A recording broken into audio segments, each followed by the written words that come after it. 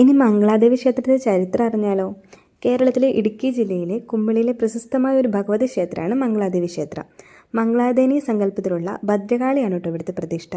കണ്ണകി എന്ന് സങ്കല്പമുണ്ട് കേട്ടോ. പെരിയാർ കടുവാ സംരക്ഷണത്തിലെ 14 കിലോമീറ്റർ ഉള്ളിലായ വനപ്രദേശത്താണ് ഈ ക്ഷേത്രം സ്ഥിതി ചെയ്യുന്നത്. ഈ സ്ഥലം കടൽനിരപ്പിൽ നിന്നും ഏകദേശം 1337 മീറ്റർ ഉയരത്തിൽ സ്ഥിതി ചെയ്യുന്നു. വർഷത്തിൽ ഒരു ദിവസം മാത്രം നട തുറക്കുന്ന ക്ഷേത്രമാട്ടോ ഇത്. കേരളത്തിൽ 108 ദുർഗാലയങ്ങൾ ഉൾപ്പെടുന്ന ഒരു ക്ഷേത്രമാണ് മംഗളാദേവി ക്ഷേത്രം. പുരാതന ചേരനാട്ടിലെ മഹാരാജാവായിരുന്ന ചേര ചെങ്കുട്ടുവൻ ഏകദേശം 2000 വർഷങ്ങൾക്ക് മുമ്പ് വണ്ണാത്തിപ്പാറയിൽ കണ്ണകിക്ക് വേണ്ടി ക്ഷേത്രം സ്ഥാപിക്കുകയും അതിനെ കണ്ണകിക്കോട്ട അല്ലെങ്കിൽ മംഗളാദേവി ക്ഷേത്രം എന്ന് വിളിക്കുകയും ചെയ്തു. ഇവിടെ പൂജകൾ പണ്ട് പതിവായിരുന്നു കേട്ടോ. പാണ്ഡ്യനാടായ മധുരാപുരി ചുട്ടഴിച്ചതിന് ശേഷം കണ്ണകി ചേരനാട്ടിൽ എത്തി എന്നാണ് കേട്ടോ ഐതിഹ്യത്തിലാണ് ഇവിടെ ഈ ക്ഷേത്രം ഉണ്ടായത്. ഇതൊക്കെ കേട്ടോ മംഗളാദേവിയെ കുറിച്ചുള്ള ചരിത്രങ്ങൾ.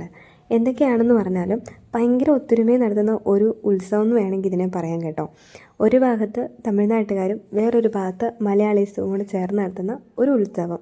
ഒരു എന്താ പറയുക, രണ്ട് രീതിയിലും സെയിം അമ്പലമാണ് രണ്ടിടത്തും. ഒരിടത്ത് മലയാളികൾ പൂജ ചെയ്യുന്നു, ഒരിടത്ത് തമിഴ്നാട്ടുകാർ പൂജ ചെയ്യുന്നു. പക്ഷേ അവരങ്ങോട്ടും ഇങ്ങോട്ടൊക്കെ പോവുകയും വരികയൊക്കെ ചെയ്യുന്നുണ്ട് കേട്ടോ. എന്തൊക്കെ പറഞ്ഞെന്ന് പറഞ്ഞാലും ഒരു പ്രത്യേക ഒരു ഫീലാട്ടോ നമ്മൾ ഇവിടെ ചെന്ന് കഴിയുന്നതോടും. ആ ചെല്ലാനുള്ളൊരു ബുദ്ധിമുട്ട് മാത്രമേ നമുക്ക് ഇവിടെ ഉള്ളൂ കേട്ടോ. പിന്നെ അതുപോലെ തന്നെ വർഷത്തിൽ ഒരിക്കൽ മാത്രമാണ്, ഞാൻ പറഞ്ഞല്ലോ, വർഷത്തിൽ ഒരിക്കൽ മാത്രം തുറക്കുന്ന ഒരു അമ്പലം ആയതുകൊണ്ട് തന്നെ വളരെ അധികം ആൾക്കാരാട്ടോ വരുന്നത്. നമ്മൾ വിചാരിക്കുന്ന പോലെ നിസ്സാരമായ കുറച്ച് ആളുകളൊന്നും അല്ല കേട്ടോ.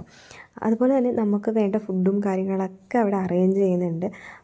പിന്നെ അത്യാവശ്യം നല്ല പോലീസുകാരും ആൾക്കാരൊക്കെ ഉണ്ട് കേട്ടോ. ഇവരെ നമ്മൾ നിയന്ത്രിക്കാനുള്ള ആൾക്കാരുണ്ട്. കാരണം അല്ലെങ്കിൽ ഇത് നമുക്ക് കൈ നിൽക്കത്തില്ല കേട്ടോ. എന്തൊക്കെ പറഞ്ഞു കഴിഞ്ഞാലും അവിടെ നിന്നുള്ളൊരു വ്യൂ എന്ന് പറഞ്ഞു കഴിഞ്ഞാൽ വേറെ ലെവലാണ്.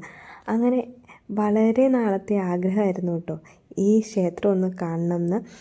പിന്നീട് അങ്ങോട്ട് സംഭവിച്ചത് വളരെ പ്രതീക്ഷിക്കാത്ത കാര്യങ്ങളായിരുന്നു കേട്ടോ.